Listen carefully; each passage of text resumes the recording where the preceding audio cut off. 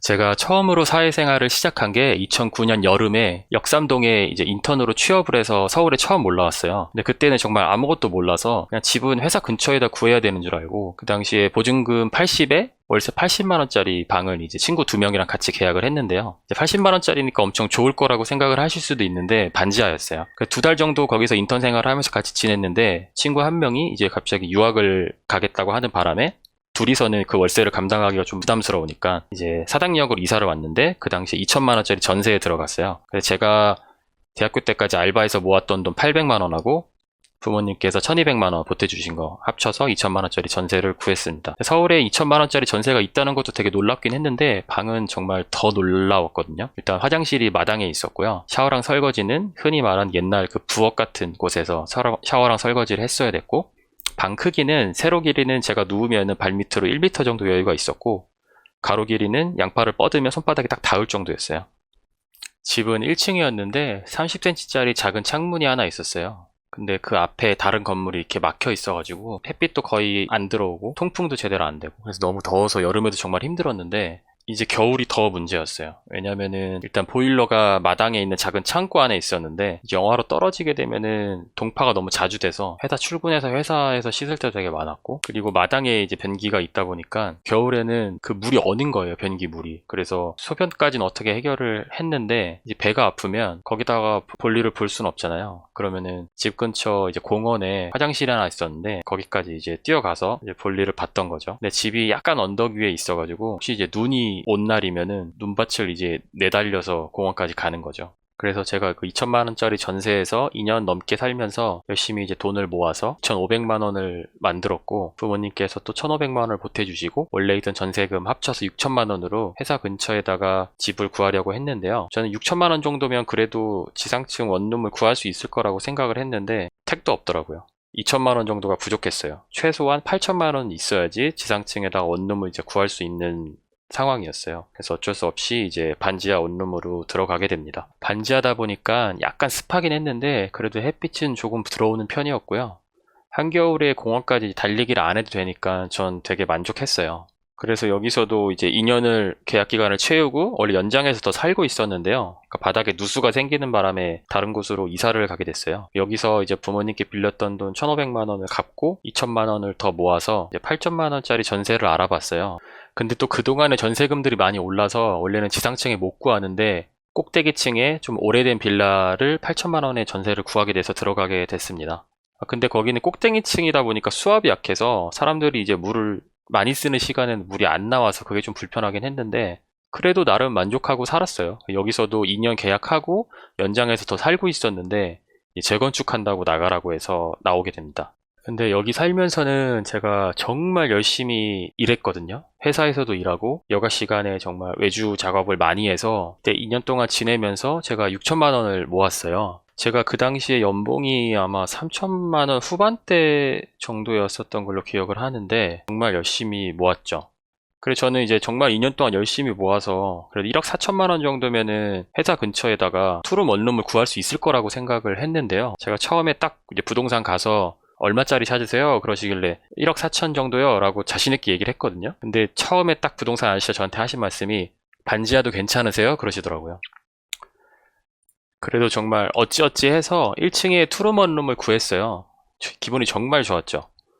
근데 1층이다 보니까 채광이 좀 좋지 않았는데 회사에서 도보 10분 거리였거든요. 그래서 그냥 지내기로 합니다. 이사를 몇 번 해오면서 중간에 이직을 한번 했는데요. 이직을 하고 얼마 지나지 않아서 이직한 회사에서 임금 체불이 발생했어요. 몇 달 동안 되게 피말리는 상황을 겪다가 결국에는 다 해결은 됐는데요. 그렇게 3년 정도를 더 다녔는데 회사 자금 사정이 또 어려워져서 임금 체불이 또 발생했어요. 아직도 100%다 해결되지는 않았지만 회사 사정은 조금씩 나아지고 있는 상황이고요. 그래서 이직을 할까도 생각을 많이 해봤는데요. 제가 일하고 있는 업계 자체가 산업 구조적으로 규모나 이런 것들이 그렇게 크지 않은 쪽이에요. 컴퓨터 그래픽 만드는 일을 하고 있는데 그렇다 보니까 막 다른 회사들 사정 얘기 들어보면 뭐 별로 좋은 회사도 없고 다른 곳에 가도 똑같을 것 같고 30대 중반이 돼서 되게 뭔가 막막해지고 두려웠어요. 앞으로 어떻게 살아야 될지, 뭐 결혼은 할 수 있을지 등등. 그래서 앞으로 어쨌든 최소한 10년, 20년은 회사 생활을 더 해야 되는데 회사에 좀 얽매이지 않고 돈으로부터 좀 자유로워지고 싶었어요. 그래서 좀 자유로워지려면 돈을 정말 적게 써서 적은 돈으로 생활을 가능하게 만들던가 아니면 돈을 많이 벌어서 부자가 되는 방법이 있겠죠. 근데 전 가능하다면 두 가지 모두를 하고 싶었어요. 근데 월급 생활만으로는 부자가 될 수 없으니까 어딘가에 투자를 해서 돈을 불려야 되는데 주식 같은 건 솔직히 엄두도 안 나고 유튜브 열심히 보면서 부동산 투자를 공부해야겠다고 생각했어요. 그러는 와중에 회사는 논현동에서 광화문도 이사를 했고요. 이사를 가려고 광화문 쪽에 방을 알아보는데 역세권의 되게 깨끗한 풀옵션 원룸들은 대부분 2억에서 2억 2천 그 정도 수준이더라고요. 물론 뭐 좀 더 싼 것도 있긴 했었지만 그러던 와중에 지금 이사 온 집이 딱 보였는데 4천만 원짜리 전세였어요. 그래서 원래 미니멀리즘에 관심도 되게 많았고 좀 더 이번 기회에 미니멀하게 살아보자고 생각이 들더라고요. 그래서 가지고 있던 짐을 많이 줄이고 지금 집으로 오게 되었어요. 2년 동안 모았던 돈으로 4천만 원 전세금 계약하고 돈이 좀 더 남았고 지금은 그 전에 살던 집 전세 보증금 1억 4천만 원과 여분의 돈이 통장에 그대로 들어있는 상태예요.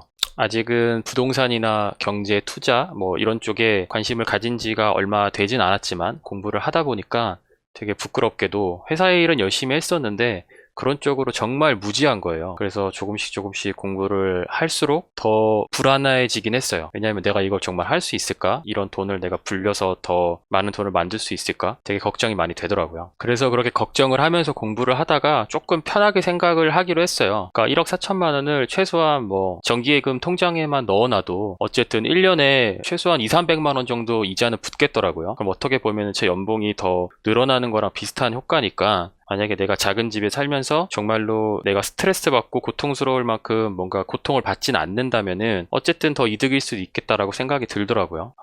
어쨌든 지금 당장은 솔직히 뭔가 계획이 있다거나 그런 건 아니에요. 계속 공부를 조금씩 해가면서 방법을 찾을 거고 꼭 뭐 부동산 쪽이 아니더라도 어떤 식으로 해야 될지 많은 거를 듣고 책 읽고 공부하다 보면은 길이 보일 거라고 생각을 하고요. 그러한 과정들도 기회가 된다면 유튜브를 통해서 같이 공유를 해도 재밌을 것 같다는 생각이 들더라고요. 솔직히 근데 저도 잘 모르겠어요. 지금 집을 이사 온 지 한 달 정도 돼 가는데 아직까지 만족하고 지내는데 좀 지내다 보면 불편한 점이 생길 수도 있고 아니면 정말 못 살겠다 싶어가지고 있는 돈 다 긁어가지고 더 넓은 전세로 이사를 가거나 뭐 그럴 수도 있겠죠. 그리고 어떤 분들은 조금 회사에서 멀리 살면은 조금 더 같은 가격에 더 큰 집에 살 수 있을 텐데 왜 그렇게 굳이 회사 근처 비싼 곳에 하느냐라고 얘기를 하실 수도 있겠는데요. 저 같은 경우는 조금 더 돈이 들더라도 회사 근처에서 살면서 최대한 출퇴근 시간을 줄이는 게 장기적으로 봤을 때 여러 가지로 더 좋다고 생각을 하는 편입니다. 예를 들어서 출퇴근 거리가 왕복 뭐 2시간, 3시간 이렇게 된다고 했을 때 조금 더 회사 근처에 살면서 비용적으로 좀 더 지불을 하더라도 그 시간만큼 내가 더 본인의 자기계발이나 아니면 그냥 휴식을 취하더라도 더 가까이 사는 게 본인 삶이 조금 더 윤택해질 가능성이 높다고 생각을 합니다. 원래는 이 영상을 처음에 만들려고 했을 때 제가 지금까지 살던 곳 한 번씩 다 돌아다니면서 영상도 좀 찍고 사진도 찍고 해서 되게 거창하게 좀 기획을 했었어요. 그래서 시간이 좀 많이 걸렸던 건데 너무 거창하게 하려고 하다 보니까 오히려 부담이 돼서 영상을 또 못 만들겠더라고요. 그래서 오늘 퇴근하고 부랴부랴 더빙해서 영상 한번 간략히 만들어 봤습니다. 뭔가 이렇게 제가 대단한 이유가 있는 것처럼 어그로를 좀 끌었던 것 같아서 어떻게 보면 좀 죄송하고요. 심플하게 얘기를 하자면 지금 집으로 이사로 오게 된 거는 조금 더 저렴한 전세를 얻음으로써 남는 보증금으로 다른 곳에 투자할 기회를 만들기 위해서고요. 그리고 저는 걸어서 출퇴근할 수 있는 정도의 거리의 자취방을 굉장히 선호하기 때문에 지금 자취방은 조금 불편할 수는 있지만 회사까지 7분 정도밖에 걸리지 않기 때문에 이곳으로 이사를 오게 됐습니다. 그리고 제가 유튜브를 처음 시작할 때는 뭐 미드 리뷰라든지 아니면 게임 쪽으로 하려고 생각을 해서 만들었던 채널인데요. 올해부터 이제 가계부 컨텐츠를 시작을 했었던 거는 다들 아시겠지만 제 소비 습관을 한번 스스로 반성하고자 그냥 개인 기록 차원에서 만들어서 올리기 시작했던 거였어요. 게임 쪽으로 유튜브를 했을 때는 한 270명 정도에서 한 2달 정도 구독자가 전혀 변화가 없었었거든요. 그래서 이거를 뭔가 더 남들이 많은 영상을 봐주면 좋겠지만은 그때는 거의 포기를 한 상태였고 그냥 개인 소장 영상 정도로 해서 올리고 누가 보면 좋고 뭐 안 보면 내가 소장하는 거니까 내가 반성할 수 있는 계기를 만드는 거니까 좋겠다 해서 시작을 했었던 거였는데 갑자기 지금 한 1, 2주 사이에 구독자가 엄청 많이 늘었어요. 감사하게도. 그러니까 1,500명이 조금 넘었는데 정말 너무나도 감사드리고요. 이 갑자기 구독자가 제 수준에서는 막 몇 배로 늘어나다 보니까 영상을 만드는 게 되게 부담스럽더라고요. 그래서 오히려 영상을 더 많이 못 만들고 못 올리게 되는 것 같은데 앞으로는 힘을 조금 빼고 제가 시간 되는 선에서 최대한 영상을 자주 올리도록 하겠습니다. 앞으로도 평범한 30대 중반 아저씨가 현명하게 소비하고 돈으로부터 자유로워지고 좀 더 미니멀하게 살아가는 모습 재밌게 봐주세요. 그리고 정말로 정말로 발톱은 죄송합니다. 앞으로는 안 그럴게요.